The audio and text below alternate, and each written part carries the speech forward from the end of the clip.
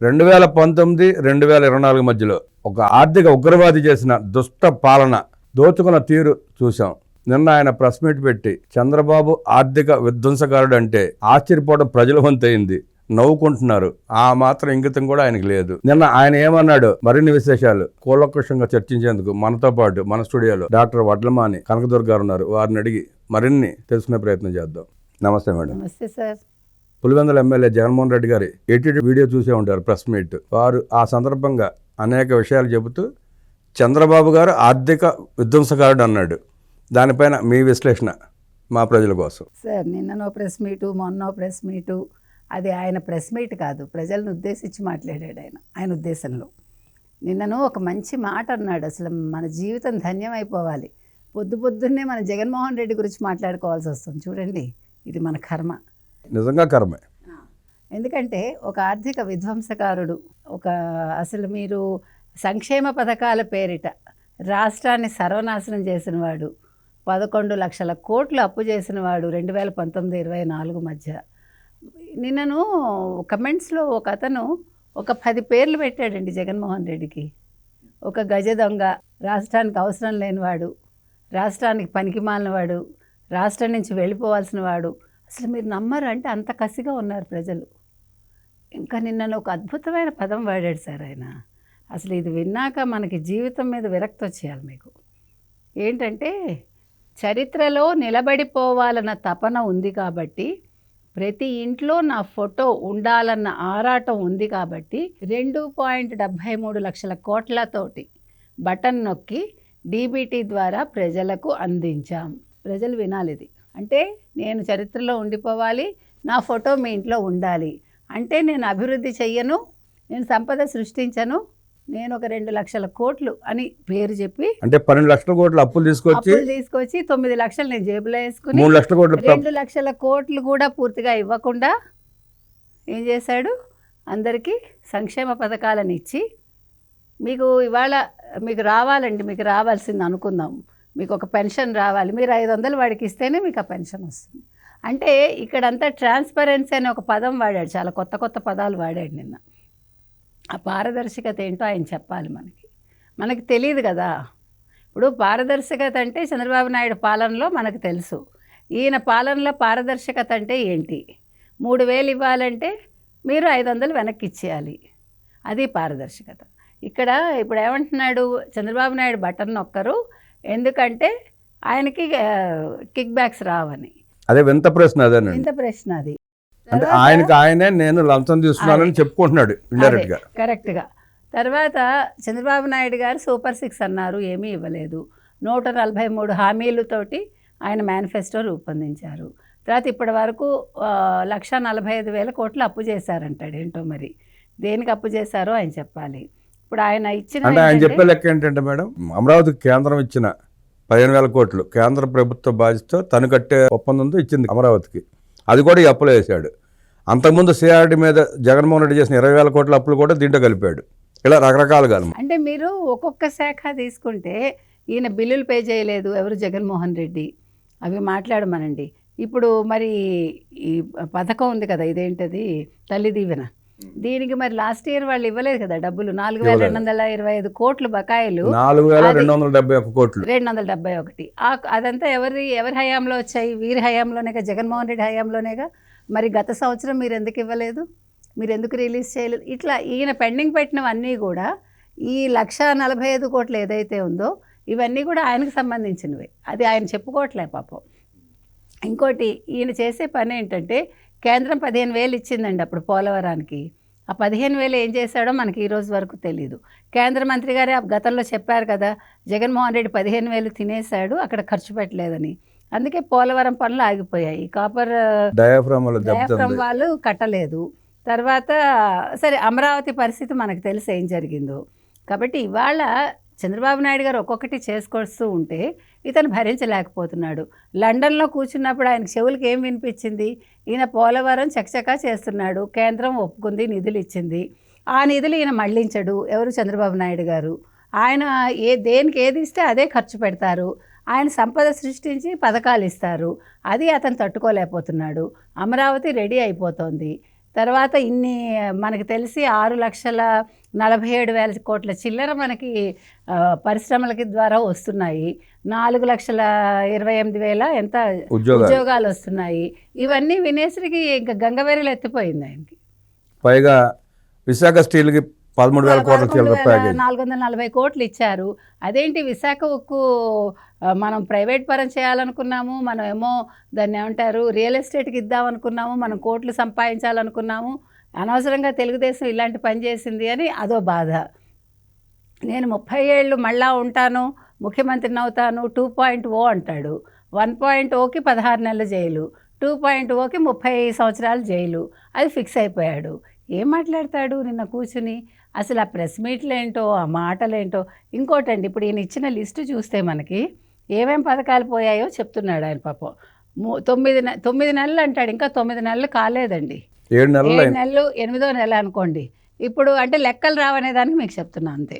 9 నెలల్లోట 1.45 లక్షల కోట్లు అప్పులు చేశారు. సూపర్ 6, సూపర్ 7 ఇచ్చారు. ఈ 7 ఏంటో మనకు తెలియదు. సూపర్ 7 ఏంటండి అంటే ఆయనే చెప్పాలి మనకి.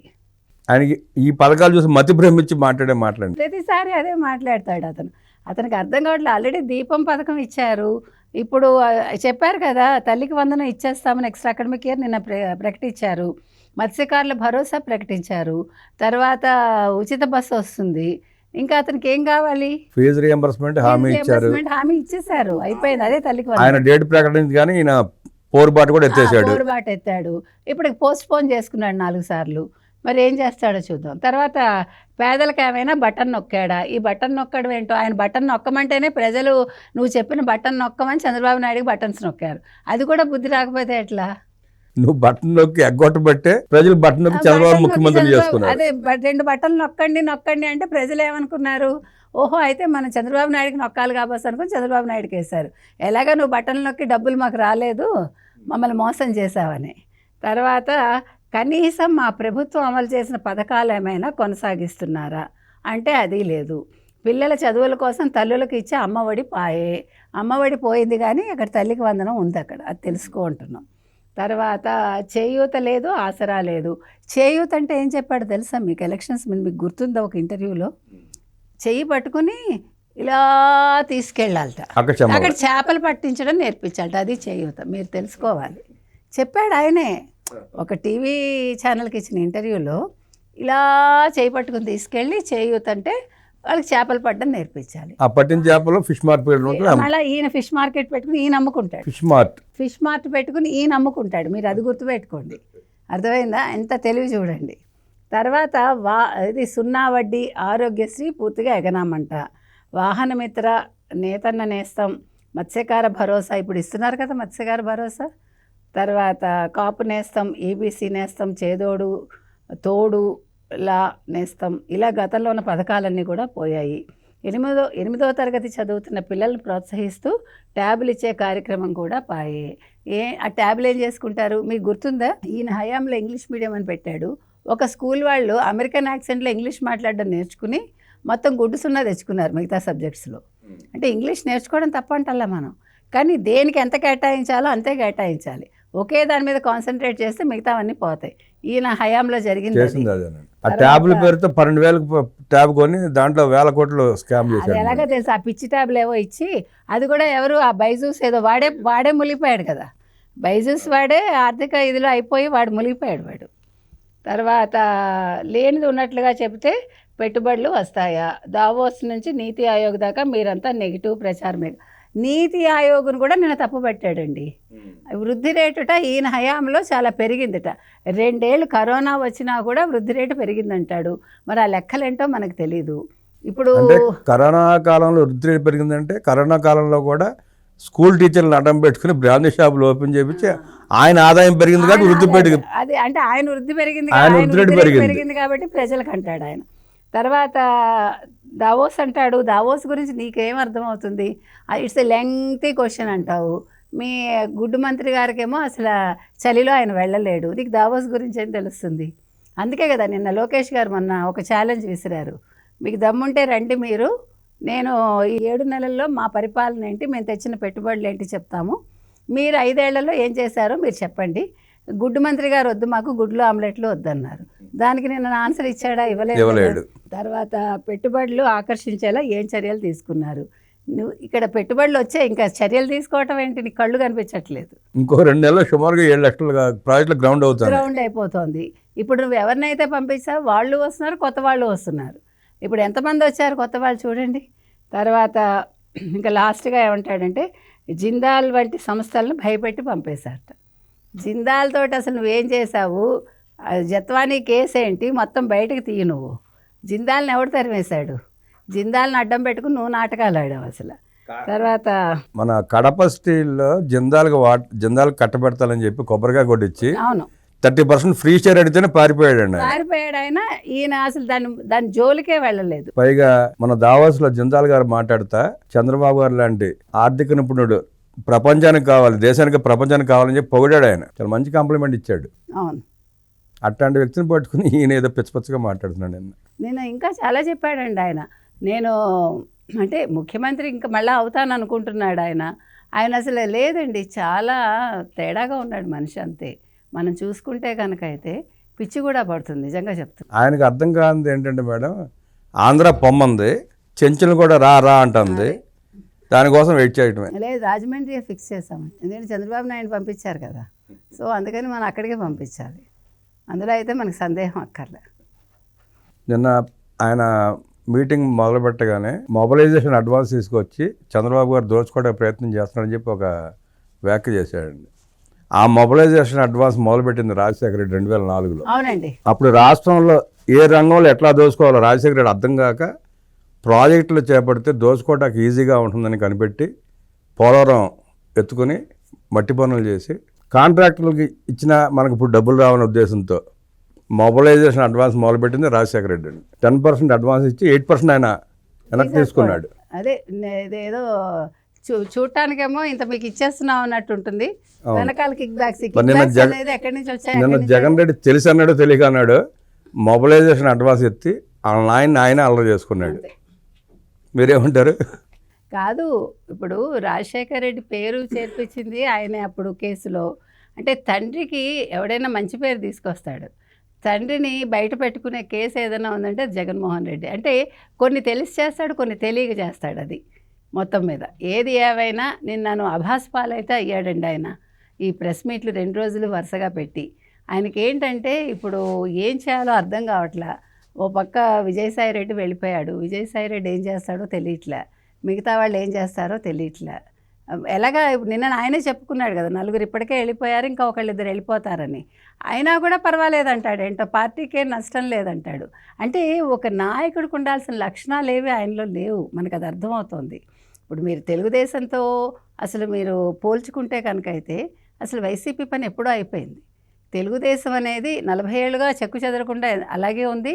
ముఖ్యంగా ఈ 6-7 నెలల్లో అసలు మనకి ఒక 50% ఇంకా ఎక్కువైంది. మీకు ఏది తెలుగుదేశంలో చేరారు కదండి, మెంబర్షిప్ 1 crore మెంబర్షిప్ వచ్చిందండి, సభ్యత్వాలు. తేడా అది చెప్తున్నాం మనం. అక్కడ ఎమ్మెల్యేలు ఎంపీలే వెళ్ళిపోతున్నారు, ఇక్కడ జనాలు పరిగెట్టుకుని వస్తున్నారు. అది సో ఆయన రకరకాల పథకాలు పాయే అంటున్నాడండి. అమ్మ పాయే, చెల్లి పాయే, విజయసాయిరెడ్డి పాయే, గుర్తించి ఇలా పాయే అంటున్నాడు అని ప్రజలకు అర్థం కాని పరిస్థితి. మొత్తానికి ఆయన కూడా పాయే అనాలి ఆయన కూడా. ఎందుకంటే త్వరలో మళ్ళీ మరి యలహంకకి వెళ్ళిపోతాడా, లండన్కి వెళ్ళిపోతాడా, ఈ కేసుల పరిస్థితి తేలితే కానీ ఆయన ఎక్కడికి ఆ పాయే అనే పదం ఆయనకు కూడా వర్తిస్తుంది త్వరలో. అది కూడా వెయిట్ చేద్దాం అంతే. చూద్దాండి. మన ప్రేక్షకులకి జగన్ రెడ్డి ఉపన్యాసం మీద అనేక విషయాలు తెలియజేసిన వడ్లమాన్ గారికి నమస్కారం తెలియజేస్తూ, నమస్తే అండి. మీ అభిప్రాయాన్ని కామెంట్ రూపంలో తెలియజేయండి. నమస్తే.